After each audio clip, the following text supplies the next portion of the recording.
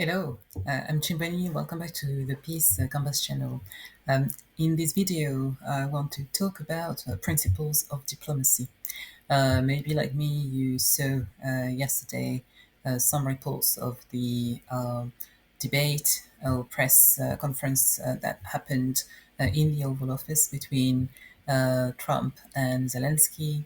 And so that prompted me to make this video to talk about the core principles of diplomacy that uh,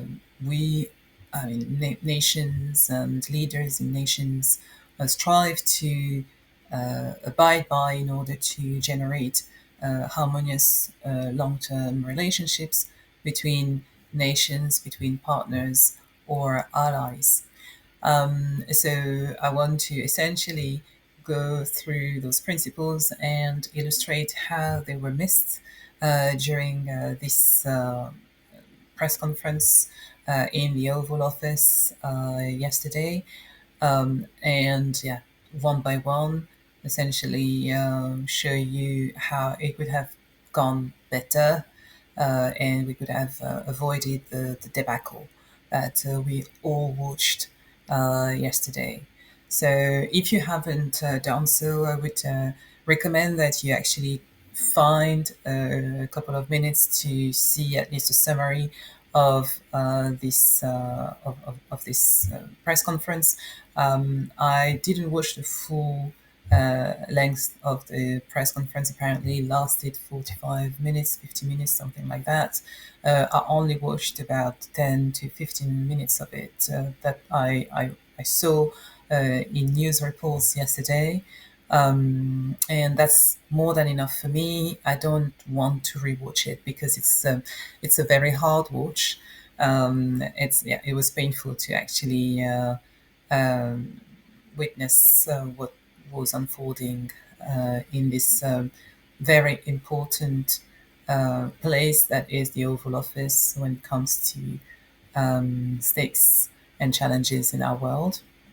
So that wasn't the place where you wanted to have such a display of failure at an international level.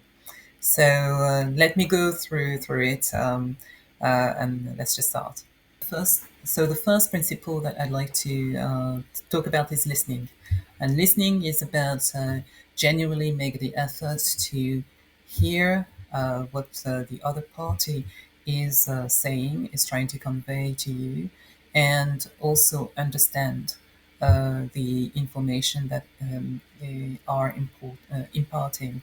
That's the meaning of listening when it comes to diplomatic relationships. You want to avoid interruptions and you want to show the other person that you take the time to really hear them in full. And the way it was missed during the conversation between Zelensky and Trump yesterday is that at some point Zelensky tries to recount uh, the list of events and of aggressions that his country has suffered over the past 10 years uh, from Russia as a perpetrator and as an aggressor, definitely since 2022, since February 2022. But at one point, when he recounts or tries to recount those events, Vance interrupts him in a way that felt very misplaced. We were not really expecting Vance to speak at that point because we were very much expecting a conversation between the president of the United States and the president of Ukraine. So when Vance takes the stage in a way, it felt very unexpected and intrusive. So that's it. And Vance was trying to really make a point that was very important to him so that he could um, better explain the needs of his nation when it comes to the end of the war and the guarantees that he needed in order to ensure a lasting state of peace in his country. Another time when listening was not respected was when, again, Zelensky tried to make Trump understand the impact of Ukraine being invaded by Putin, or the impact of Ukraine losing the war, the impact on the Americans in particular. And at some point, he says to President Trump, um, "You will feel the impact, the consequences of losing the war," and Trump doesn't like it at all. All of a sudden, he gets really upset and even aggressive, telling Zelensky, "Don't tell us how we are going to feel." And that felt really strange that he got so upset all of a sudden, just because Zelensky was trying to make him understand that the consequences are wide ranging, they are worldwide ranging. And so it's obvious that if Ukraine loses the war, it's going to have an absolutely detrimental impact on Western Europe. And if it has a detrimental impact on Western Europe, as a knock-on effect, it has a detrimental impact on the United States, because the United States are a very strong partner, especially economic partner, with Europe. And so that's what Zelensky was trying to make Trump understand, but for some reason, Trump wouldn't have it. He really didn't like the fact that Zelensky um, preempted the way the Americans would feel or live the consequences of Ukraine's losing the war. And so again, I think it was a failure in essentially just listening to what the other party has to say and making the effort to understand what they are trying to convey in terms of information.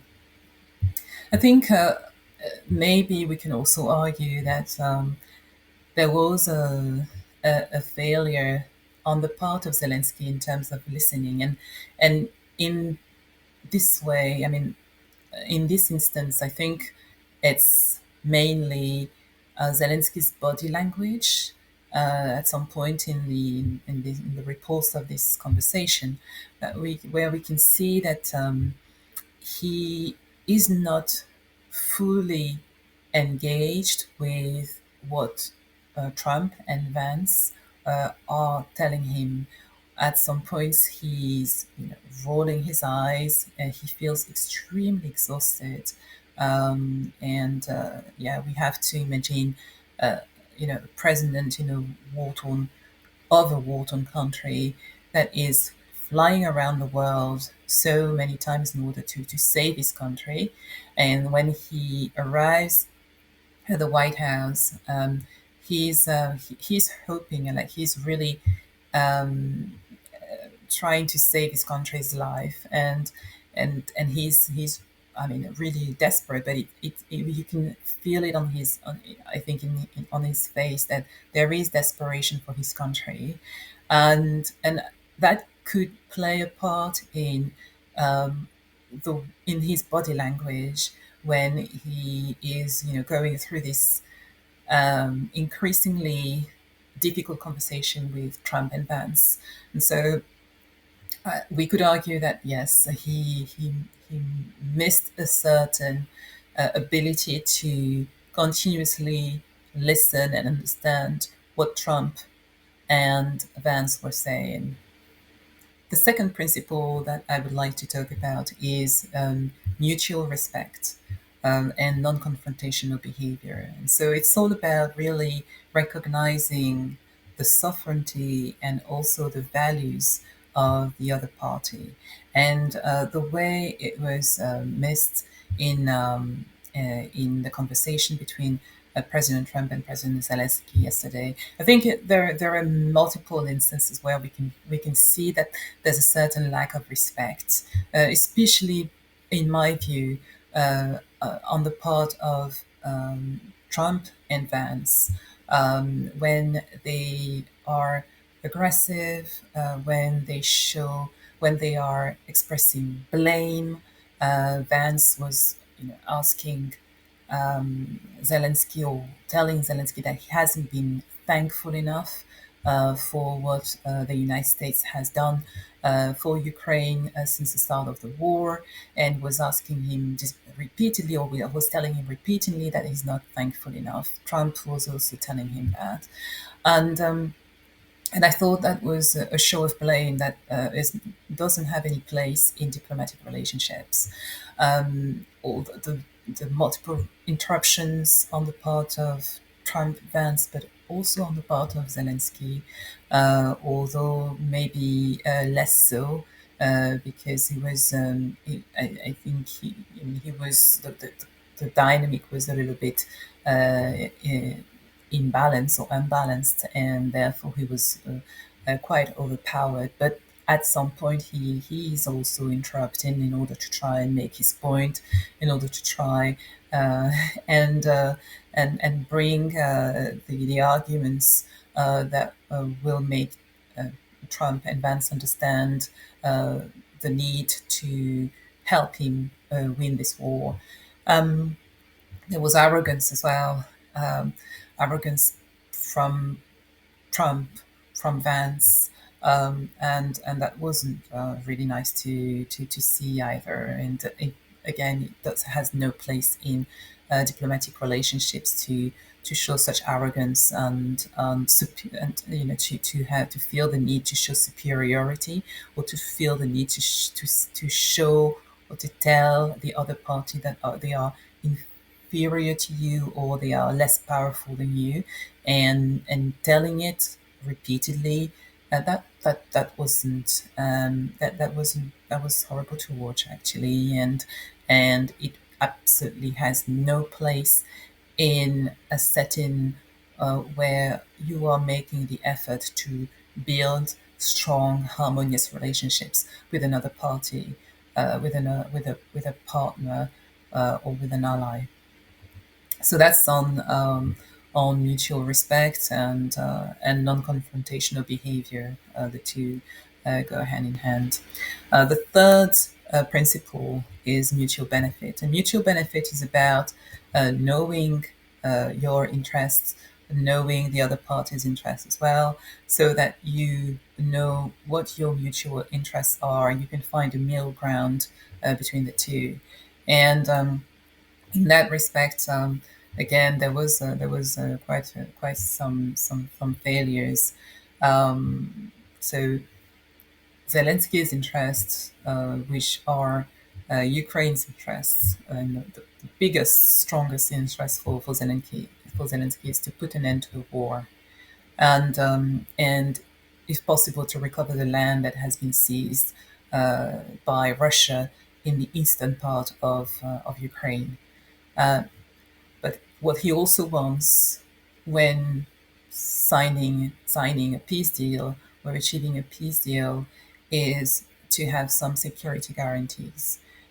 Because from history, and that's what he was trying to explain to Trump and Vance, history has shown that Russia doesn't respect deals, and therefore we have to be mindful of the fact that if there is no strong security guarantees for Ukraine, the peace deal with Russia may have actually no value whatsoever. And so that's also part of Zelensky's and Ukraine's interests.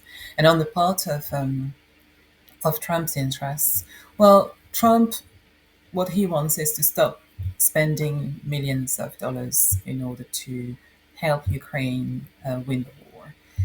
He feels that the US have helped Ukraine too much, and I think he feels that Ukraine's a little bit too far away, and that there are issues and challenges that the United States are facing domestically that take much more priority than spending millions of dollars, hundreds of millions of dollars uh, in the war effort in Ukraine. So that's one interest of Trump. A second interest of Trump is, well, because he's a businessman and he his scale or his compass is the money compass. Uh, what he will want is a monetary or financial benefit out of any negotiation that he enters into. And so for him, because he has identified, or at least, or rather, Zelensky has presented to him the opportunity of rare earth minerals in Ukraine. Trump is jumping on this opportunity to essentially have Ukraine pay for the support that they are receiving from the US, pay in, I think, an amount of up to $500 billion, which is far too much. And I think this is one of the pain points of the negotiation between the two countries. But so that's one of Trump's interests, being able to have ownership of rare earth minerals in the Ukraine. Obviously, Trump wants peace, and that's very honorable of them to want that. Whether he wants that because that's generally what we want for humanity, or whether he wants that because he wants to be able to say that he's the one that has been able to achieve a peace deal to this very dangerous and long-standing war, is still on the. I mean, it's still to be answered. So, but yeah, he wants peace the same way as Zelensky wants to strike a peace deal. Some will argue that Trump's interests are also Putin's interests, and so they will essentially say that what Trump wants is achieve a peace deal, but under Putin's conditions, which are the abandoning of the eastern territories to Putin and to Russia, the organization of new elections in Ukraine, and the removal of Zelensky, and absolutely no promise of entry of Ukraine into NATO. So this is the list of Trump's interests. And where we see any mutual interests, well, is when we are talking about ending the war and finally restore peace. This is where we have a mutual interest between the two countries, the U.S. and Ukraine. They both want to end the war, and obviously pretty much everyone in this world, apart from Putin, wants an end to the war. Um, However, Trump and Zelensky fundamentally disagree on how to achieve that peace. And so this is essentially the reason why the negotiation completely failed yesterday, is because they are in totally opposite directions when it comes to how to forge a path towards peace. We should also say that it's something that was really important for uh, Zelensky, and I mentioned that a bit earlier, are those security guarantees. This was very apparent in the conversation yesterday, in this failed conversation yesterday. That's what Zelensky was trying to make President Trump and Vice President Vance understand, is that without any security guarantee, a peace deal is no deal. Um, and However, Trump was not listening, or was not understanding, or simply didn't have the patience to listen to a history lesson from Zelensky on the events that happened over the past 10 years. Um, Whatever the reason, those security guarantees seem to simply not be in the contract between Trump and Zelensky. And without this, Zelensky felt that um, there's not much that he can do for to protect his country. The fourth principle that I want to mention is the principle of reciprocity. And that's essentially ensuring that there is a fair and equal treatment between the two parties, and that there is uh, a certain respect of balance and of parity as well between the two countries. And again, that was not respected. I mean, well, we have to acknowledge the fact that Zelensky is in the US, so he's not in his country, he's in the US. The negotiation could have been done in a third party country as well. That wasn't the case. He came to the US. He actually uh, um, kind of reminded Trump that he hadn't gone to Ukraine, and I think Trump didn't like it. But whereas Zelensky obviously came to the US multiple times since the start of the war. And so here there's already a little bit of imbalance since the start of the war. I suppose we can also talk about Trump's uh, ability to visit or possibility or opportunity to visit Ukraine when he was president between 2017 and 2021.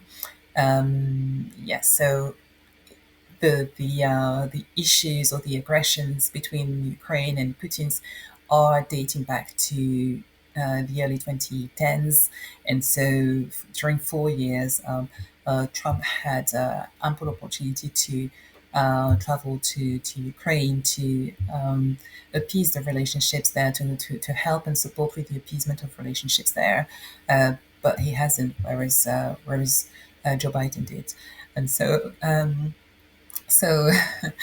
Zelensky felt the need to remind that to Trump. I don't know if that was a good move, but yeah, Trump didn't like it, and but it's still important to recognize that yes, there is indeed some form of disbalance if Zelensky has visited the country multiple times, whereas Trump hasn't when he had the chance. So that's in terms of number of visits, or I mean, essentially the fact that he is in the US. We have to also recognize that he was speaking in his host's language, not in his native language, and that is also a show of, I mean, an element of disbalance between the two parties, because that means that one is less comfortable when he is expressing himself than the other party, and so again, this is an important aspect of diplomacy to essentially be aware of, and if possible even to try and accommodate, and I felt that Trump did that quite well with Emmanuel Macron at the start of the week on Monday, and whereas clearly the conversation had gone too um, too difficult and too confrontational, that there was no form of understanding of Zelensky's disposition as a person that doesn't speak English as a first language.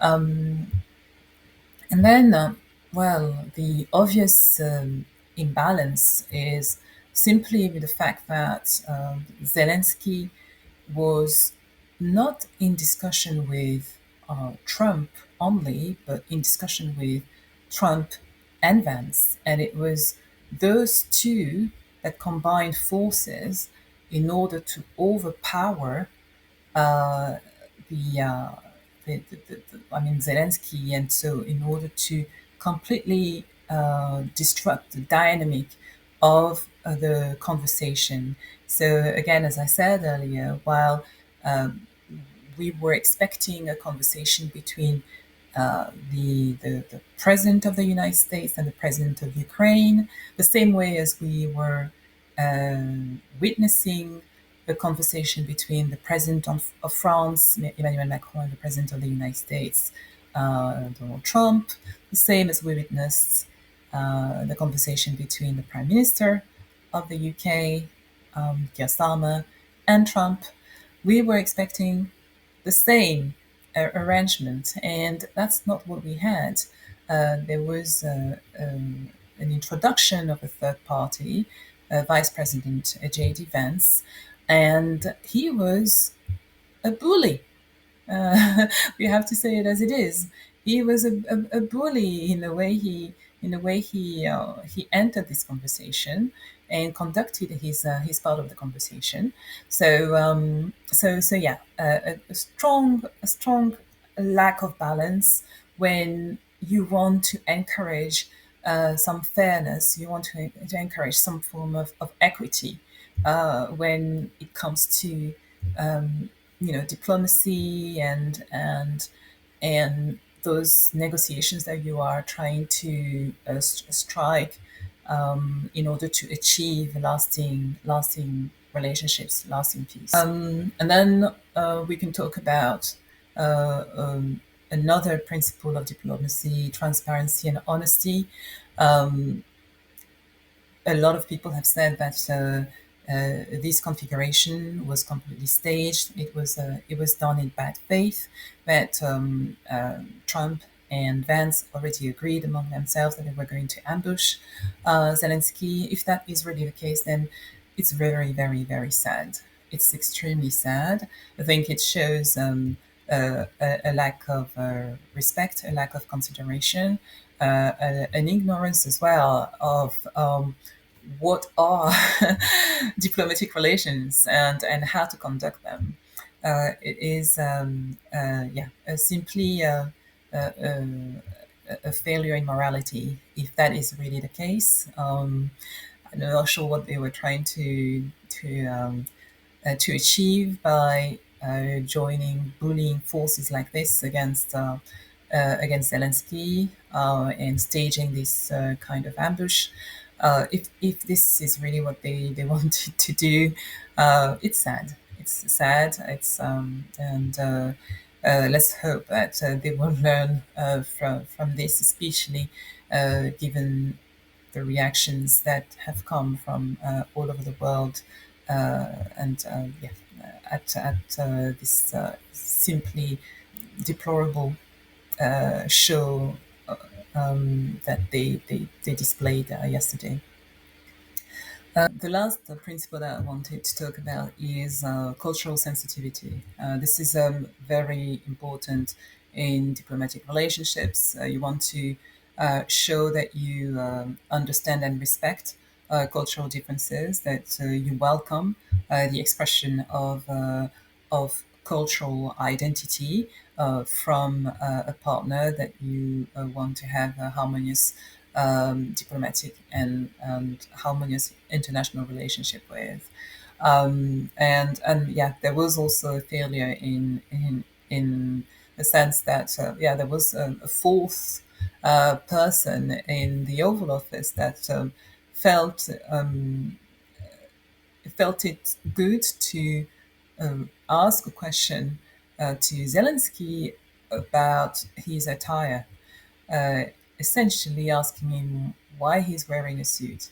So Zelensky was presumably the only person in the room that was not wearing a suit, and he was wearing his usual attire that he's been in since the start of the war, and he has explained multiple times the reason why he doesn't want to wear a suit.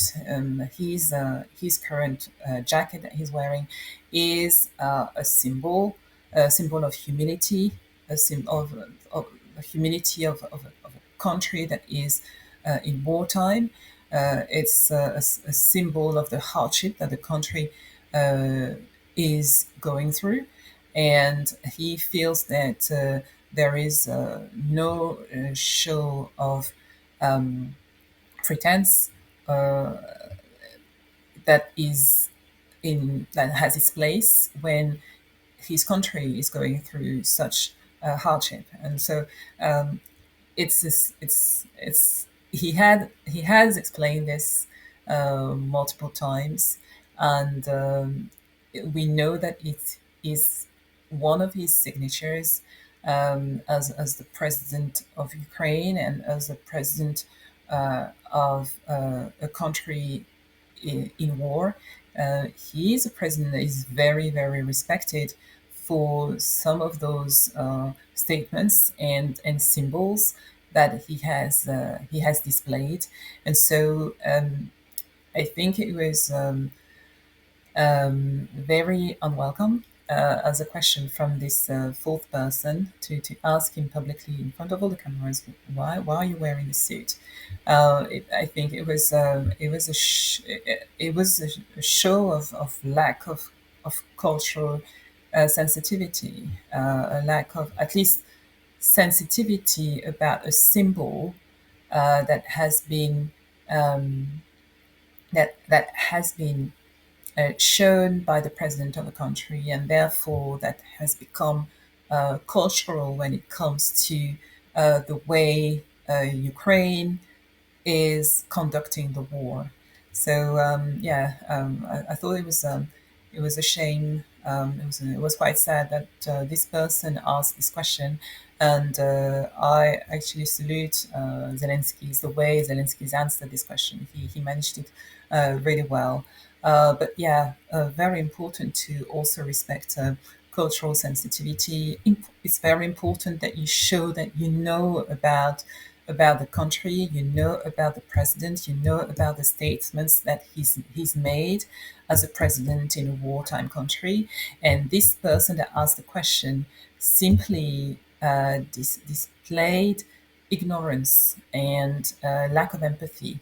And you know, it is not a good reflection on the country, the United States, and the Americans when that person, we don't know, I mean, I personally don't know who they are, but they asked the question in front of all the cameras as part of a conversation that was between President Trump and President Zelensky. So if he decides to speak, it has massive resonance across the country and across the world. So he has to be careful about the questions that he's going to ask. And yes, here that was an absolute lack of empathy that was demonstrated from this short exchange about Zelensky's attire. So these are the six principles that I wanted to go through with you and show you how they are important, and then how unfortunately they were missed yesterday during this conversation between President Trump and President Zelensky. So the principle of listening, the principle of mutual respect, the principle of mutual benefit, the principle of reciprocity, the principle of transparency and honesty, and the principle of cultural sensitivity. And so yesterday's meeting between Trump and Zelensky was very important because it was um, the a very strong opportunity to find a deal that was going to help end the war in Ukraine. The end of this war is in the interest of potentially the entire world, and it is in the interest of the United States even more than many other regions in the world. And so, yes, it was courageous of Zelensky to come to the US and try and find a way to sign this deal. It's a shame that it wasn't achieved because it's the security of Europe first and foremost that is at stake if Russia wins that war and essentially starts a new campaign of invasion of Ukraine, because Putin is not going to end at the eastern part of Ukraine. If he wins the war, he will be emboldened to um, grab more of Ukraine's land. And he can only stop his invasion of Ukraine if Europe has the capacity to defend Ukraine. If he doesn't stop his invasion of Ukraine, and he achieves his goal of integrating Ukraine as part of of Russian territories, he won't stop there. He will go next to Poland and to the Baltic states and more countries. And obviously, uh, Europe and the European Union and NATO cannot allow this. And that's the reason why, if this happens, it would start probably World War III. So, yeah, we are in very crucial times. We are in very historic times, really. Yeah, there could be a turn of history, really, this year, depending on whether, depending on what decisions the different leaders of this world make in order to resolve this conflict. And I think, yeah, 2025. I mean, the next 2-3 years are going to be determining in how we are going to resolve this conflict. So I hope that you enjoyed the video. Thank you very much for listening. If you enjoyed the video, please like, subscribe, and click the bell button to be notified of future videos. Thank you very much for listening, and I'll see you in the next video. Thank you. Take care. Bye bye.